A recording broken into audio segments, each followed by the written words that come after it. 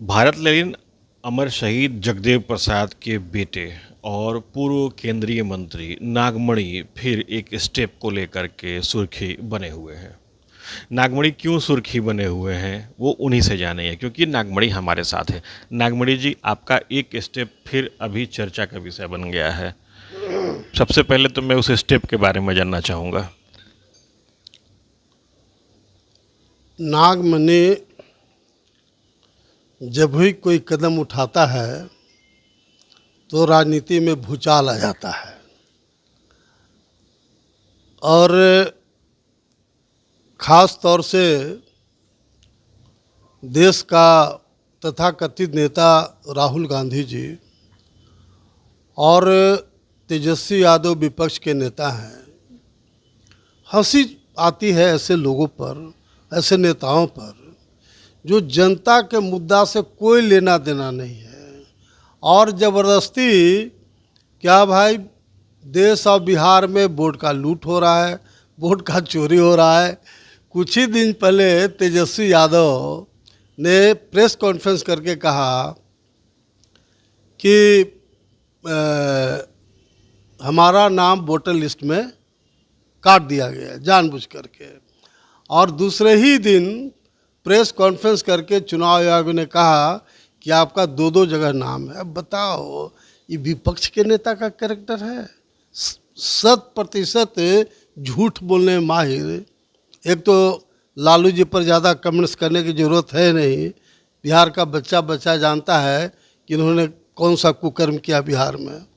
तो मेरा इस बात का कहना है कि एक तो ये जो विपक्ष का मुद्दे पर कोई राजनीति नहीं कर रहा है और मैं इधर विपक्ष की राजनीति कर रहा था। दूसरा, मैं नीतीश कुमार के नेतृत्व में जो सरकार है, जिसमें सम्राट चौधरी जी और विजय सिन्हा जी उप मुख्यमंत्री हैं, इन लोग के नेतृत्व में जो सरकार है काफ़ी शानदार काम बिहार में कर रहा है।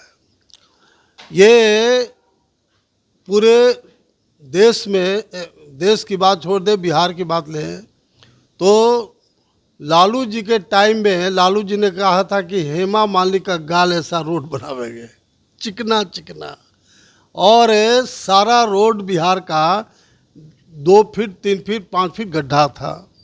लेकिन बाबू नीतीश कुमार के नेतृत्व जो सरकार है, पूरे बिहार में सड़कों का जाल बिछा दिया और 2-3 घंटे के अंदर में कहीं भी बिहार के किसी कोना से पटना पहुंचा जा सकता है। ये मामूली उपलब्धि नहीं है। उसी तरह से बिहार में बिजली नाम का कोई चीज़ नहीं था। पटना में 8-10 घंटा बिजली रहती थी, जिला मुख्यालय में बिजली नहीं होता था।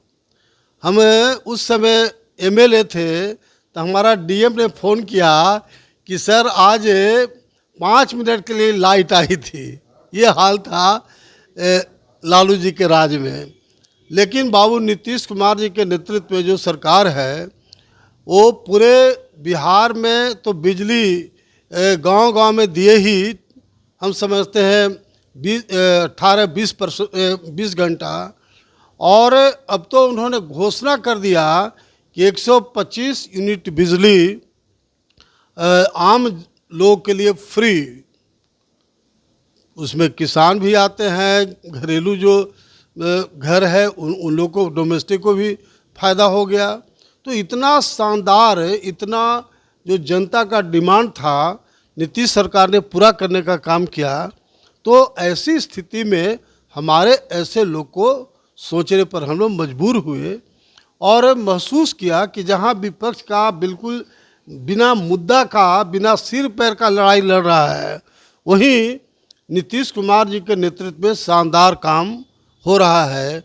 गांव में जो बुजुर्ग लोग थे, जो काफ़ी खराब स्थिति में थे, 400 रुपया मिलता था और नीतीश सरकार ने एक ही बार 1100 रुपया बढ़ाया। कई सारी चीज़ें नीतीश गवर्नमेंट ने, इंक्लूडिंग कि 15 अगस्त को गांधी मैदान में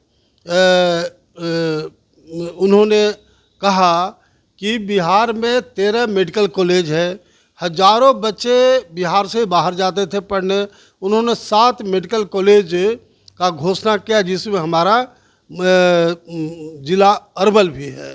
तो उसी तरह से मेट्रो ट्रेन का टेस्ट हो गया, 2-4-5 दिन के अंदर मेट्रो दौड़ेगी।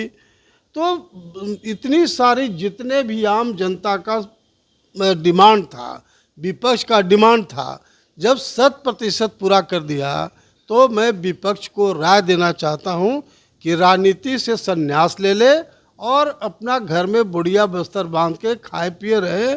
चूँकि आम जनता का जितना डिमांड था नीतीश सरकार ने पूरा कर दिया, इसलिए 2025 का जो चुनाव होगा उसमें डेफिनेटली है कि एनडीए की सरकार और भारी बहुमत से जीतेगी। खास करके यूँ तो हमारा पूरा बिहार के साथ साथ झारखंड, उत्तर प्रदेश, मध्य प्रदेश, राजस्थान, हरियाणा, दिल्ली और गुजरात हमारा काफ़ी अच्छा सब जगह संबंध है। तो वहाँ तो हम लोग जाएंगे ही बीजेपी को मजबूत और करने के लिए। लेकिन ख़ास तौर से बिहार में जो मगध और रोहतास शाहाबाद प्रमंडल है, वहाँ आरजेडी काफ़ी ज़्यादा एमएलए वहाँ बना है। तो हमारा प्रायोरिटी बीजेपी में आने के बाद प्रायोरिटी रहेगा मेरा मगध और शाहाबाद प्रमंडल का। उसमें इतना मेहनत करेंगे, सभी जाति संप्रदाय के लोग को जोड़ेंगे। और जहाँ तक कुशवाहा का सवाल है, अब कहाँ सवाल है कि एक वोट बाएं दाएं होगा। पूरा बिहार जानता है कि कुशवाहा में 3 नेता, सम्राट चौधरी, उपेंद्र कुशवाहा, नागमणि। एगो नागमणि अलग थे। जब नागमणि भी बीजेपी में चले जाएंगे तो एक एक वोट के लिए लालू यादव को तरसना पड़ेगा, तेजस्वी को तरसना पड़ेगा, और 100% वोट सम्राट जी के नेतृत्व में 100% कुशवाहा का वोट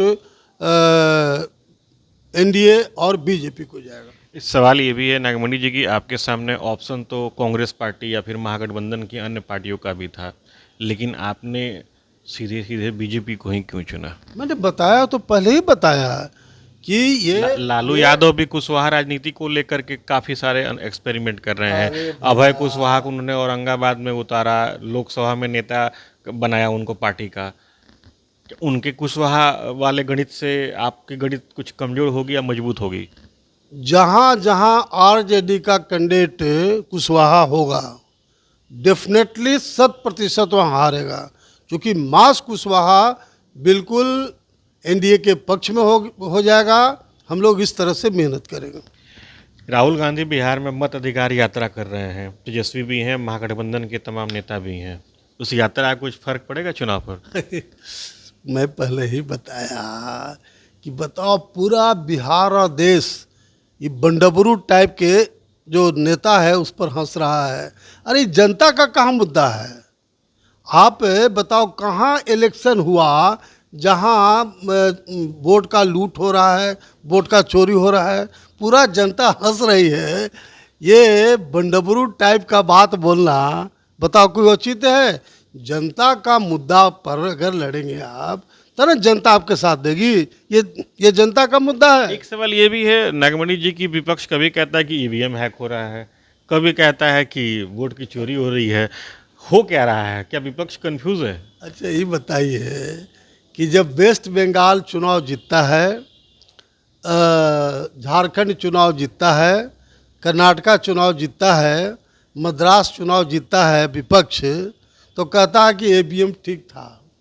और जहाँ बीजेपी और एनडीए चुनाव जीतता है तो कहता है कि एमबीए में भारी गड़बड़ी हुई। अभी तो वोट चोरी आश्चर्य लगता है। जनता सब कुछ देख रही है, जनता सबकी बात सुन रही है।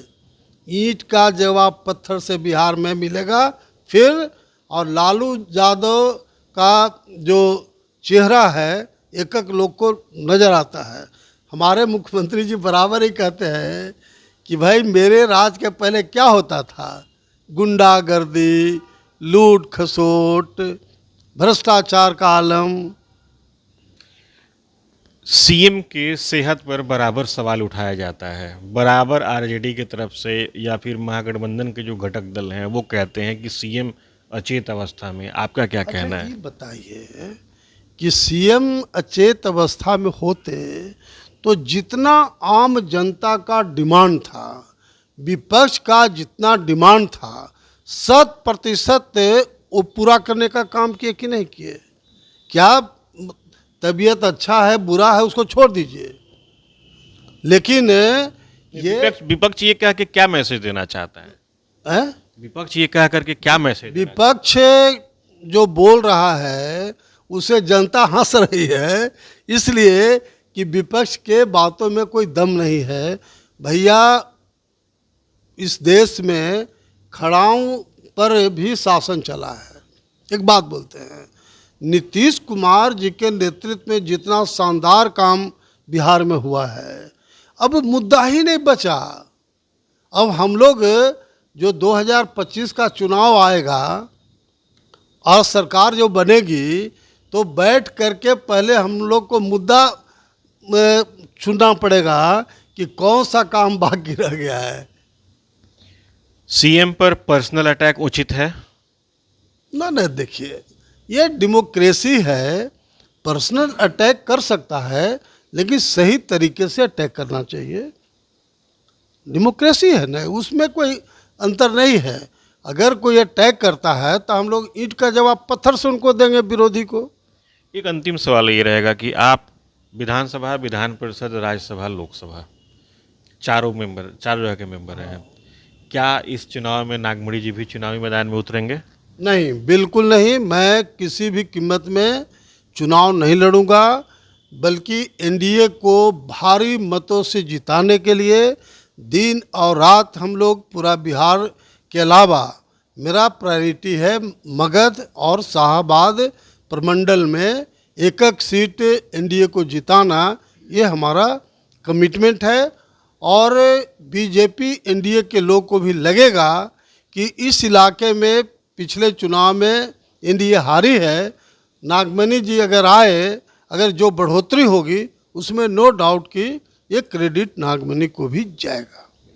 ये थे हमारे साथ पूर्व केंद्रीय मंत्री नागमणि। इन्होंने स्पष्ट रूप से कहा कि कुशवाहा के 3 चेहरे हैं, उपेंद्र कुशवाहा, सम्राट चौधरी, अब नागमणि। ये तीनों अब बीजेपी से जुड़ गए हैं। आने वाले चुनाव में एनडीए को इसका भरपूर लाभ मिलेगा।